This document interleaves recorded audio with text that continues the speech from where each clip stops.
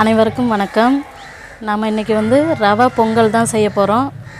அதுக்கு தேவையான பொருட்கள் என்னென்னு பார்த்துட்டு நம்ம எப்படி செய்யலாம் அப்படிங்கிறத பார்க்கலாம் வாங்க. இதுக்கு ரவா பொங்கலுக்கு தேவையான பொருட்கள் என்னென்னு பார்த்துடலாம். 1 கப்பு ரவை எடுத்திருக்கேன். இது 100-150 ரவை இருக்குது. தேவையான அளவு நெய் ஊற்றிக்கலாம். சிறுபருப்பு எடுத்துருக்கிறேன். அரை ஸ்பூன் மிளகு எடுத்திருக்கேன். அரை ஸ்பூன் சீரகம், ஒரு 4-5 முந்திரி பருப்பு, ஒரு சிறு துண்டு இஞ்சி பொடியாக கட் பண்ணி வச்சுருக்கேன். கருவேப்பிலை அதுக்கு தேவையானது வச்சுருக்கேன். ரவா பொங்கலுக்கு தேவையான பொருட்கள் இவ்வளவு தான். நம்ம எப்படி செய்யலான்னு பார்க்கலாம். அடுப்பத்தை வச்சுக்கலாம், பாத்திரத்தை வச்சுக்கலாம். சிம்மில் வச்சுட்டு ரவாவை நல்லா கொஞ்சம் லைட்டாக வாசனை போகிற அளவுக்கு வறுத்து எடுத்துக்கலாம். நல்லா ஒரு வாசனை வறுத்து பாருங்கள். அந்த டைமில் நம்ம ரவாவை எடுத்துக்கலாம். பருப்பை சேர்த்து அது கூட வறுத்துக்கலாம். லைட்டாக நல்லா வாசனை வர்றது வரைக்கும், இந்த பச்சை ஸ்மெல் போகணும், கருகாமல் வாசனை வர்றது வரைக்கும் வறுத்துக்கலாம்.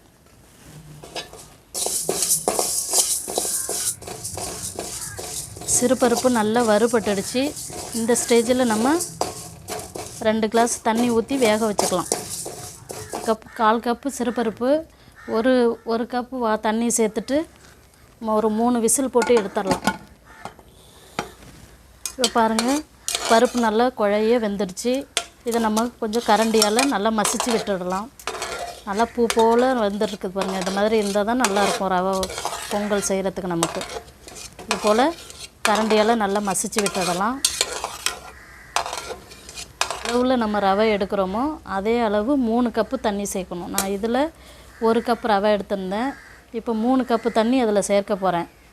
எனக்கு பருப்பு வேக வச்சதில் கொஞ்சம் தண்ணி இருக்கிறதுனால அதையும் நம்ம கணக்கு பண்ணி இப்போ தண்ணி நம்ம அது கூட சேர்த்துக்கணும்.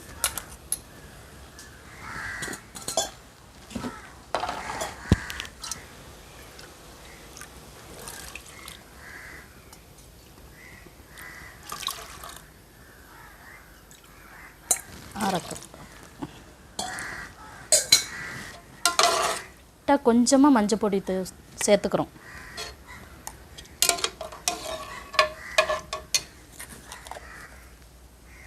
தேவையான அளவு உப்பு சேர்த்துக்கிறோம்.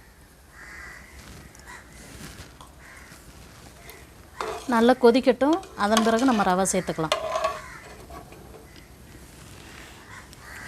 சேர்ந்து இந்த ஸ்டேஜில் நம்ம ரவையை கொஞ்சம் கொஞ்சமாக கலந்துக்கிட்டே கிண்டி விட்றோம்.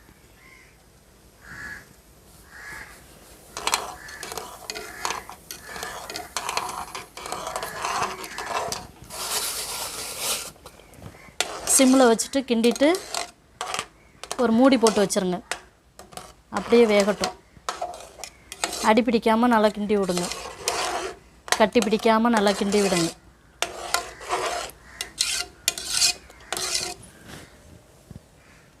இப்போ பாருங்கள், சிறுபருப்போட ரவையும் சேர்ந்து நமக்கு பொங்கல் ரெடி ஆயிடுச்சு. இந்த ஸ்டேட்டிலாம் அடுப்பில் இப்போ நான் தாளிக்க போகிறேன். 2 ஸ்பூன் நெய் விட்டுடுறேன்.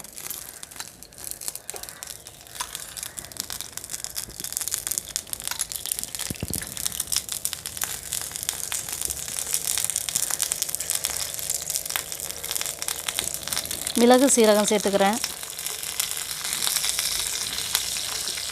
அது கூட இஞ்சி சேர்த்துக்கிறேன்.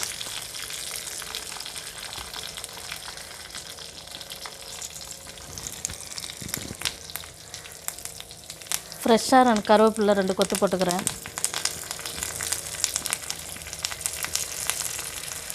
அது கூட முந்திரி பருப்பு சேர்த்துக்கிறேன்.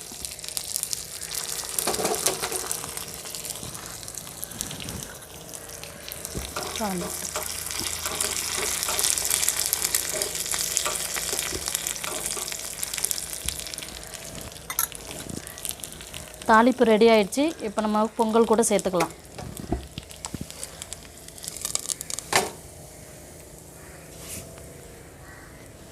அவ்வளோதான், சுவையான ரவா பொங்கல் ரெடி ஆயிடுச்சு.